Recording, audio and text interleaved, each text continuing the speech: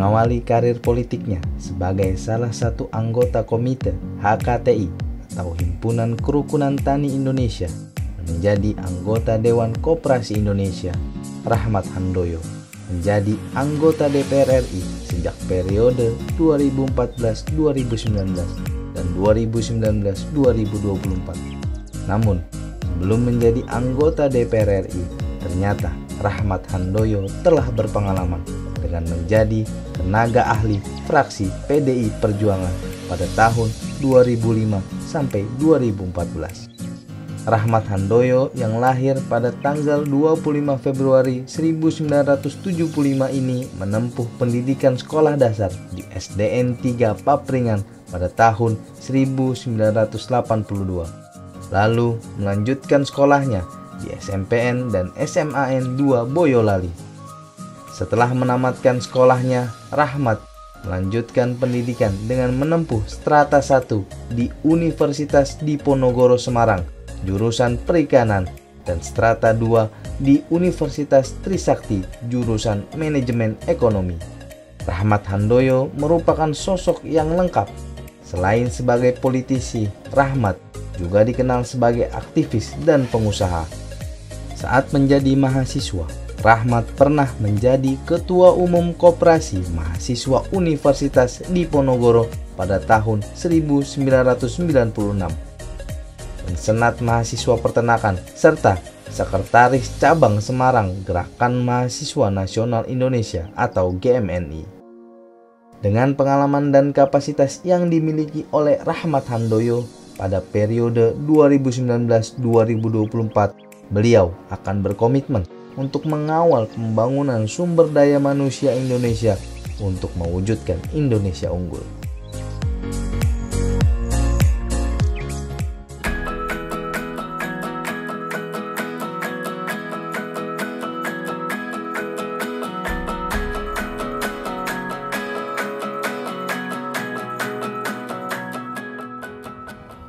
Ya pemirsa, berjumpa lagi bersama saya Hilman Hidayat di program Parlemen Bicara, Suara Wakil Rakyat.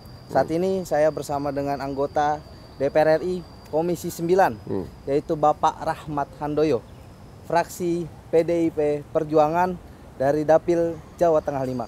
Apa kabar Pak? Ya, sehat? Selamat siang. Nah, bagaimana nih Pak sehat, menjalankan aktivitas sebagai anggota DPR RI di komisi yang baru nih Pak? Ya tentu suatu hal yang baru, tentu satu semangat yang baru. Ya. Jadi hal tantangan baru dan untuk kebangkitan bangsa kita yang lebih baik. Nah, kan periode kemarin ada di Komisi 4 nih Pak. Ya. Sekarang berpindah ke Komisi 9 itu bagaimana mungkin Bapak tantangannya ke depan? Ya saya kira kemarin kan mendapatkan amanah di Komisi 4. Jadi Komisi 4 itu hal yang berkaitan dengan pangan, sedangkan sekarang ini mendapat penugasan dari fraksi untuk di Komisi 9, saya kira hal yang luar biasa, yang baru, dan saya kira juga sangat hal yang menyentuh kaitannya dengan kesehatan dan isu kekinian adalah BPJS, juga kaitannya juga dengan SDM yang membidangi di bidang kesehatan. Saya kira hal yang sangat tanggung jawab luar biasa dan bisa 5 tahun ke depan menjaga bangsa kita sesuai dengan amanah pasal 28H terkait dengan bangsa kita mendapatkan hak untuk kesehatan. Saya kira menjadi satu tantangan buat saya pribadi untuk mengawal bangsa kita dari sisi kesehatan gitu. Nah ini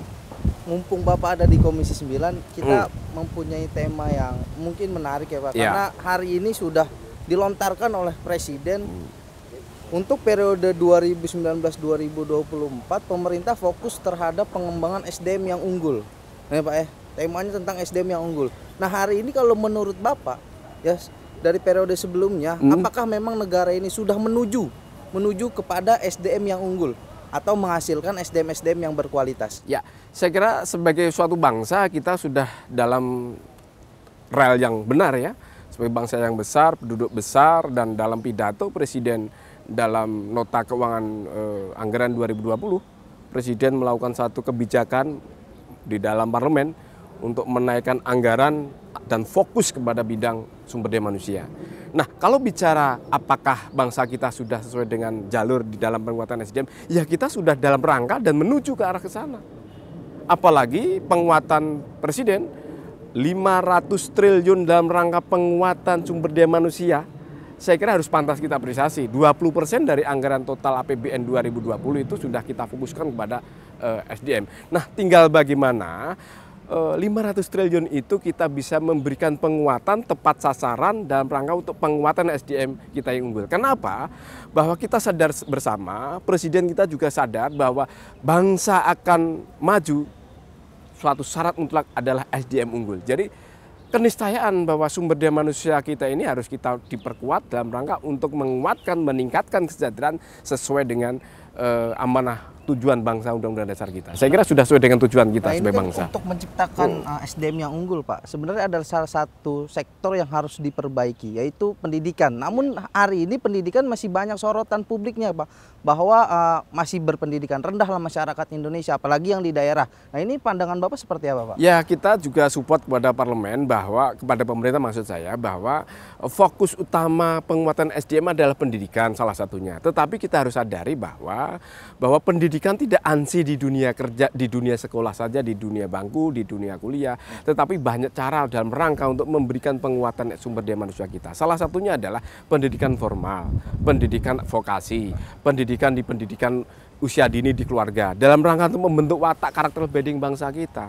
Kalau kita selama ini kita sudah memfokuskan bahwa dunia pendidikan dalam rangka untuk meningkatkan SDM, saya kira tidak ansi pada kita batasi pada dunia pendidikan saja. Oke lah, bangsa kita kalau dari sisi statistik pendidikan kita masih banyak yang berijazah SMP dan SD dan SMA. Kalau dikatakan perguruan tinggi kita masih rendah, tetapi pemerintah juga sudah melakukan suatu program-program yang tidak sebatas kepada dunia kuliah saja, tetapi dalam rangka untuk meningkatkan skill kecakapan hidup, life skill maupun pelatihan-pelatihan itu juga dalam rangka untuk memberikan penguatan sumber daya manusia kita. Jadi saya kira program-program yang sudah ditelurkan oleh pemerintah dan yang akan datang dilakukan oleh pemerintah dalam rangka penguatan SDM unggul, ya saya kira juga pelatihan-pelatihan, kemudian BLK maupun pendidikan vokasi baik negara maupun swasta. Berarti SDM yang berkualitas ini tidak bisa dinilai hanya dalam pendidikan formal aja, Pak? Tidak bisa, karena memang pendidikan formal kan sebatas dalam rangka untuk watak dasar ya. Dasar itu, tapi dalam kehidupan sehari-hari kita juga harus pada kecakapan hidup. Tetapi memang paling utama dunia kampus, dunia pendidikan formal. Tetapi dalam rangka itu tidak cukup, karena kita menyadari bahwa dunia kita kan, pendidikan kita kan masih mayoritas kan tidak berpendidikan tinggi.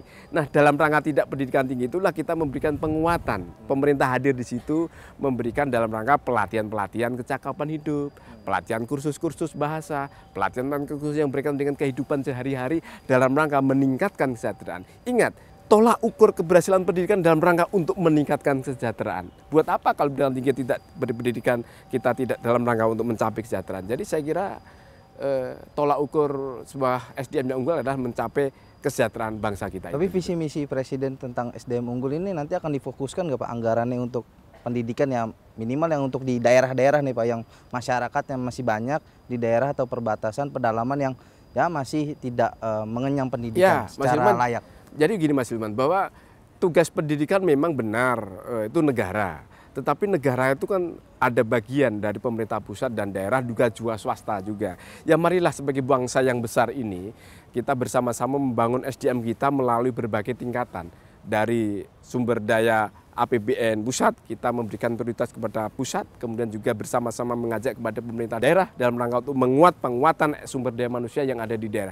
Jadi kalau sebatas pemerintah pusat ya tidak afdol sekiranya. Jadi penguatan sumber daya manusia ini menjadi tanggung jawab bersama-sama, baik negara, pemerintah pusat, daerah maupun swasta, stakeholder yang lainnya. Jadi saya kira bersama-sama lah gitu, Mas. Ya pemirsa, kita akan lanjutkan pembicaraan yang menarik tentang bagaimana penguatan sumber daya manusia atau menghasilkan sumber daya manusia yang berkualitas di Indonesia. Masih tetap bersama saya, tetap di program Parlemen Bicara.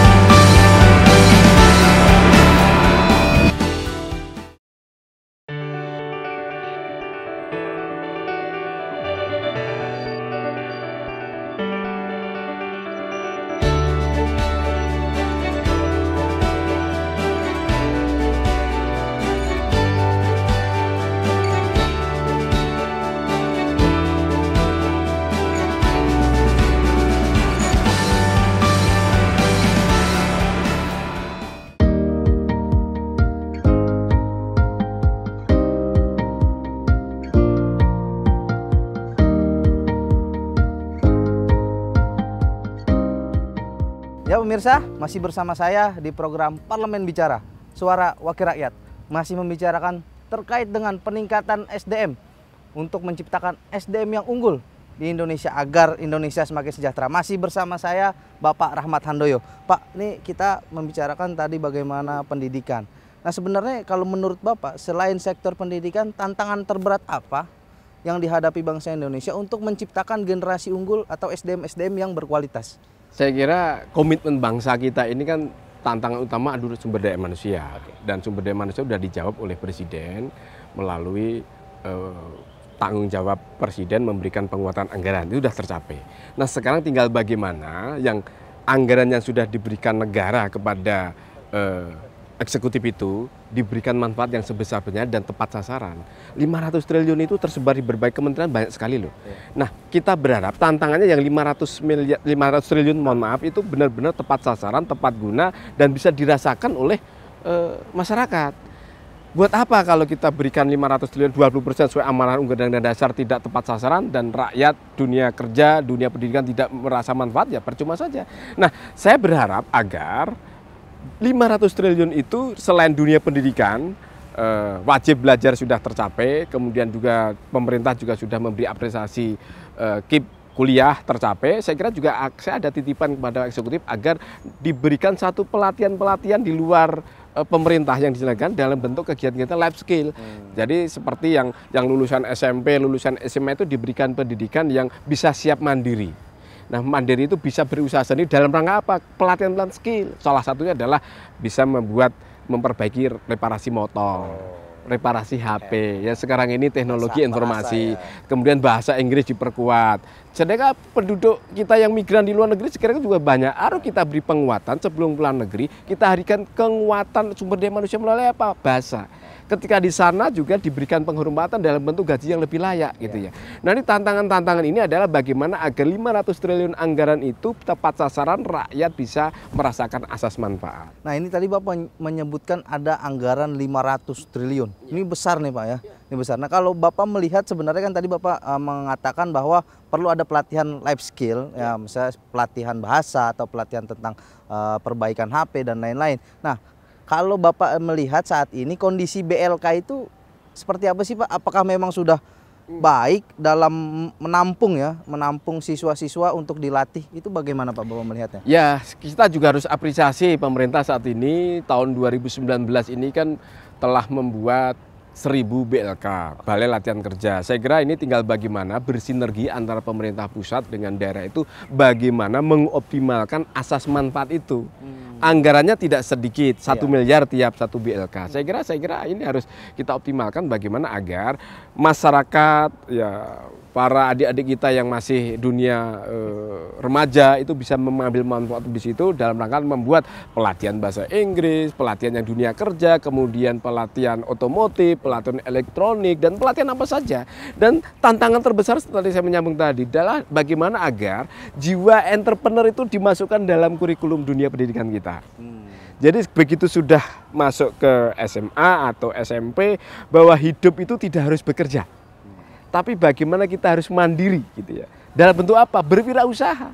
Jadi kalau kita, bangsa kita ini di dunia kampus kita, kurikulum kita, seluruh elemen itu dimasukkan pendidikan dalam hal kurikulum kewirausahaan, bisa bermandiri untuk menyelamatkan hidup masing-masing dengan wirausaha. Saya kira bangsa kita menjadi salah satu bangsa yang bisa mandiri dari dunia ekonomi. Nah, itu sudah diperkuat oleh anggaran kita yang lumayan besar. Tapi kalau menurut Bapak sebenarnya sebagai anggota Komisi 9 DPR RI, seberapa efektif sih Pak BLK-BLK ini dalam menghasilkan sumber-sumber daya manusia yang berkualitas?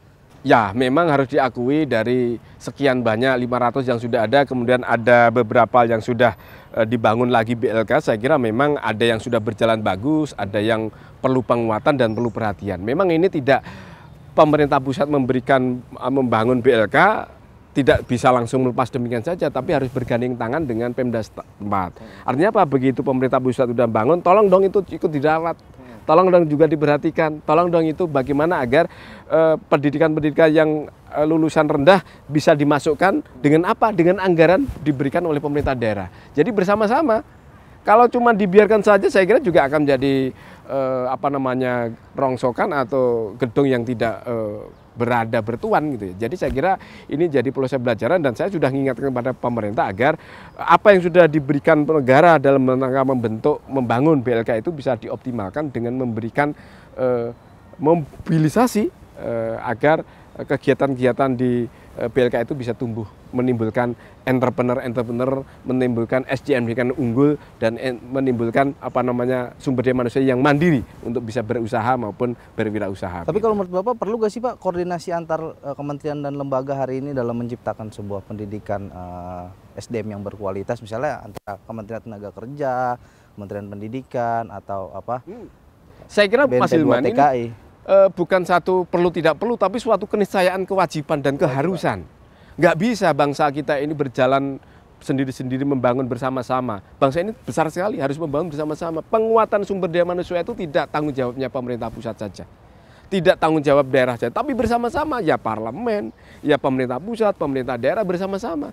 Kalau mereka satu padu bahwa satu-satunya cara untuk Indonesia maju adalah meningkatkan sumber daya manusia, saya kira suatu keniscayaan bangsa kita akan maju kalau bersama-sama. Tetapi ingat, kalau kita hanya ego sektoral, karena anggaran 500 triliun itu kan tersebar di mana-mana.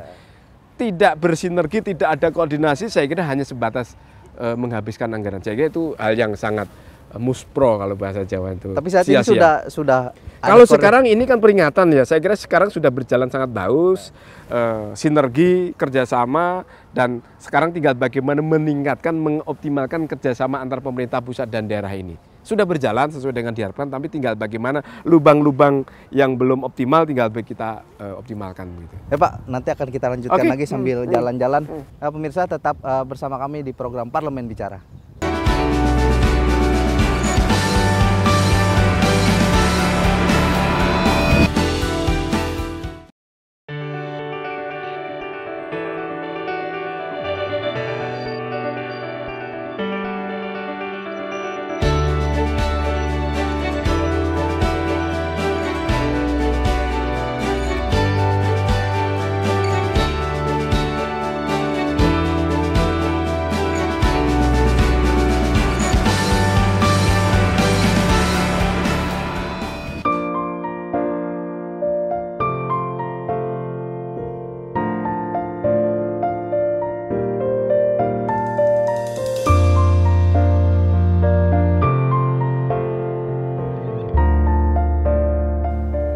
Ya pemirsa, masih bersama kami di program Parlemen Bicara. Saat ini masih bersama saya Bapak Rahmat Handoyo, masih membicarakan tentang SDM unggul, menciptakan SDM yang berkualitas. Nah, Pak, kita lihat di sini banyak yang ternyata teman-teman pelajar ya Pak hari ini. Apa kabar? Dari mana? Dari Kamus Binus, Pak. Wih, semester berapa? Semester 7. Bidang apa di? Komunikasi. Oh iya. Nah ini anggota Komisi 9 DPR RI Bapak Rahmat Handoyo, dan yang membidangi juga masalah tenaga kerja, SDM, tenaga kerja dan lain-lain. Kalau misalnya dari siapa namanya tadi? Feren sendiri, sebenarnya kalau melihat dunia tenaga kerja atau lapangan pekerjaan hari ini kan Feren kuliah, nanti juga akan bekerja. Nah, harapannya sebenarnya kepada pemerintah ini dan kepada DPR sebenarnya apa sih? Harapannya kan SDM unggul ya, jadi Duduk sini ya. Iya Pak, setiap individunya sih skillsnya lebih diasah lagi dalam bidangnya masing-masing agar skillsnya juga kepakai di bidangnya yang dia tekuni gitu. Terus harapannya sebenarnya apa sih kepada pemerintah itu Pak? Harapannya mungkin kayak diberi fasilitas untuk mengasah skills tersebut. Jadi skills yang misalnya kan setiap orang kan pasti punya skills yang terpendam ya. Nah itu bisa lebih diasah, dikeluarin lagi gitu. Nah ini yang cowok nih, yang Ilham lihat sendiri ini sebenarnya lapangan pekerjaan di Indonesia itu seperti apa sih? Kesempatannya nih Ilham ketika lulus nanti untuk mencari dunia pekerjaan, kalau menurut Ilham sulit apa enggak? Tergantung kitanya bagaimana mencari peluang sendiri gitu. Jadi untuk mencari lapangan pekerjaan itu tergantung dari kitanya sendiri, gimana cari celah-celah pekerjaan yang meskipun tidak sesuai dengan jurusan, tapi kemungkinan akan banyak yang bisa kita kerjakan. Jadi saya apresiasi deh teman-teman adik-adik bisa belajar di parlemen ya, mencari informasi tambahan. Jadi kalau saya berharap agar yang paling pertama bagian kalian ya adik-adik mahasiswa itu yang penting adalah tahap pertama ini selesaikan dengan baik dulu. Kemudian apa konten yang ada di bangku kuliah itu habisin semua, tanda petik dalam rangka untuk memperkuat dasar kalian. Tetapi yang tadi Karen sampaikan bahwa perlu ada keluar potensi yang lain. Nah, disinilah sinerginya pemerintah hadir. Kenapa kok saya menjawab hadir? Karena selain pemerintah itu memberikan pendidikan formal, baik SD sampai kuliah, perguruan tinggi, ada namanya dunia pelatihan, dunia pendidikan yang informal, atau vokasi, atau bentuk kegiatan yang lain. Misalnya dalam rangka untuk pendidikan Anda sudah selesai atau proses menuju selesai, saya hanya berharap jadilah mahasiswa plus. Plusnya di mana? Jadilah mahasiswa yang mendengarkan informasi, membuka informasi dengan berbagai tantangan yang dilibatkan oleh banyak pihak, baik swasta maupun pemerintah sendiri. Kalau pemerintah sendiri sudah ada program yang namanya program-program yang membuat penguatan SDM melalui pembuatan BLK. BLK itu apa? Balai latihan kerja.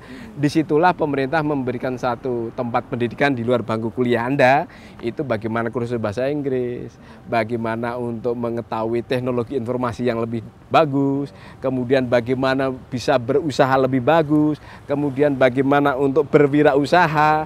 Jadi ketika Anda sudah lulus nih, kebingungan cari kerja, Anda nanti akan dilatih bahwa hidup begitu lulus kuliah tidak harus bekerja, tapi harus bermandiri. Nah, untuk memunculkan potensi itu, disitulah ada balai-balai latihan kerja, balai entrepreneurship. Di situ Anda bagaimana untuk memulai usaha, bagaimana melalui meminjam bank, bagaimana untuk bernegosiasi. Disitulah salah satu dunia pendidikan yang tidak Anda dapatkan di kampus. Nah, inilah fungsi pemerintah, karena kita dorong bahwa BLK itu menjadi salah satu lokomotif untuk memajukan SDM.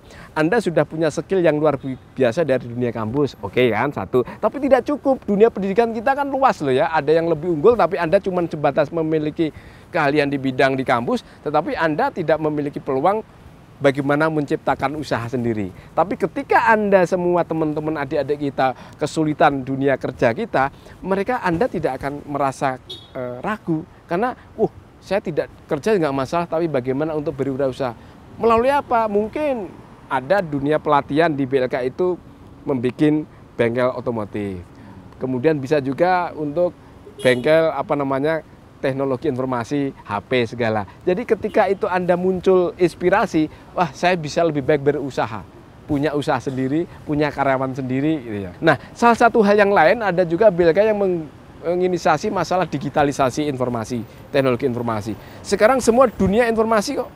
Nah, Anda kalau sebatas hanya kuliah saja, lulus, kemudian teknologi informasi, ternyata potensi Anda memiliki satu hal yang bisa dikapitalisasi dalam bentuk uang, Anda bisa mengawinkan atau mensinergikan teknologi informasi dengan dunia kampus Anda melalui apa? Bisnis di dunia informasi digital gitu ya. Berarti apa yang harus dipersiapkan nih Pak bagi anak-anak generasi muda nih? Saya berharap lulus Anda oke, tapi yang kedua persiapkan belajar di dunia di luar kampus melalui organisasi, melalui BLK, melalui komunikasi dengan parlemen, komunikasi dengan organisasi masyarakat, dan yang lain yang kaitannya dengan penguatan sumber daya manusia. Berarti nggak perlu khawatir nih Pak? Ya, jadi Anda nggak perlu khawatir, dan seperti Anda ketika parlemen bicara keras kan parlemen kan ngomong.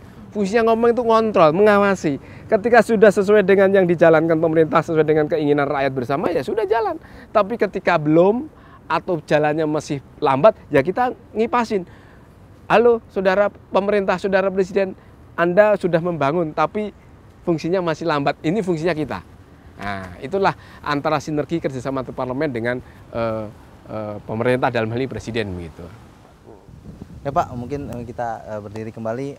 Mungkin terakhir Pak, apa harapan Bapak atau nanti upaya-upaya yang akan dilakukan oleh Komisi 9 DPR RI dalam mewujudkan SDM unggul di Indonesia? Ya, saya kira tentu sebagai parlemen kami berharap pada pemerintah, karena ini adalah era penguatan SDM 5 tahun ke depan.